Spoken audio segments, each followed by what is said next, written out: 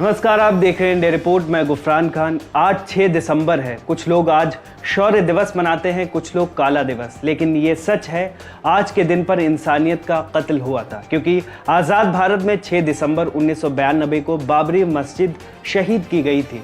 लेकिन उस दिन सिर्फ एक मस्जिद नहीं शहीद की गई थी, बल्कि उस दिन संविधान की बुनियाद पर खड़ी लोकतंत्र की इमारत गिराई गई थी, जिसे लेकर मुल्क भर में दंगे हुए। हजारों की तादाद में लोगों ने इन दंगों में अपनी जान गंवाई थी। 1947 में देश का बंटवारा और 6 दिसंबर की यह घटना आज़ाद भारत के दामन पर एक ऐसा धब्बा है जिसके दाग हमेशा के लिए तारीख में दर्ज हो गए हैं। तारीख के पन्नों से बाबरी मस्जिद की मुख्तसर बातें जो आपको जानना ज़रूरी है। इस बात से सभी वाकिफ़ हैं, बादशाह बाबर के हुक्म पर उनके सिपह सालार मीर बाकी ने बाबरी मस्जिद की तामीर कराई थी। इसे बाबर की मस्जिद और बाबरी मस्जिद कहकर भी पुकारा गया। बाबर के हुक्म पर अयोध्या के अलावा संभल और पानीपत में भी मस्जिदें बनवाई गई थी। ये मस्जिद लोधी वंश के स्टाइल में बनी है। कहा जाता है इब्राहिम लोधी ने ही इसकी बुनियाद रखी थी, लेकिन इसकी तामीर मीर वाकी ने की थी।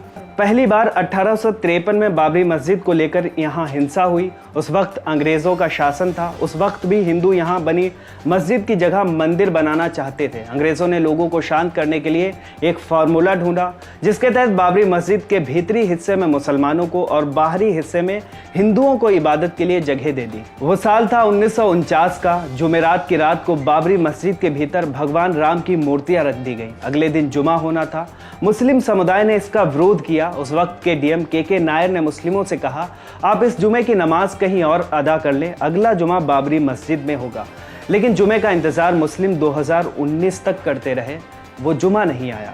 साल 2019 9 नवंबर का दिन था। बाबरी मस्जिद पर सुप्रीम कोर्ट के चीफ जस्टिस रंजन गोगोई की अगुवाई वाली 5 जजों की बेंच ने अयोध्या मामले में फैसला सुना दिया। संविधान पीठ ने कहा कि बाबरी मस्जिद खाली जमीन पर बनी थी। कोर्ट ने कहा मस्जिद के गुंबद के नीचे प्रतिमाओं का रखा जाना गलत है।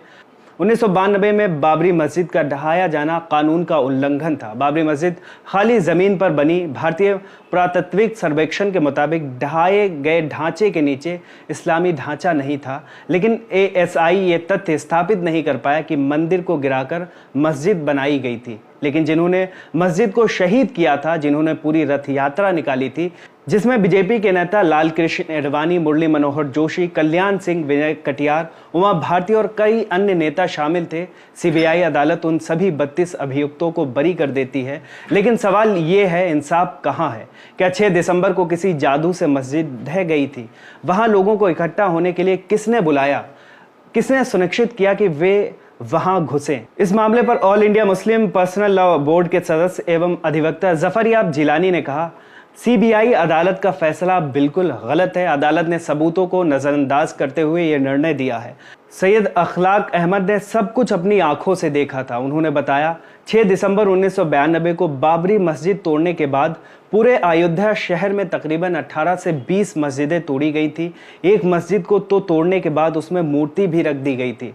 तोड़ने के बाद लगभग सारी मस्जिदों की मरम्मत कराई गई थी। इंडिया रिपोर्ट के इस वीडियो में आज के लिए बस इतना ही। ऐसे ही तमाम जानकारी के लिए देखते रहिए इंडिया रिपोर्ट।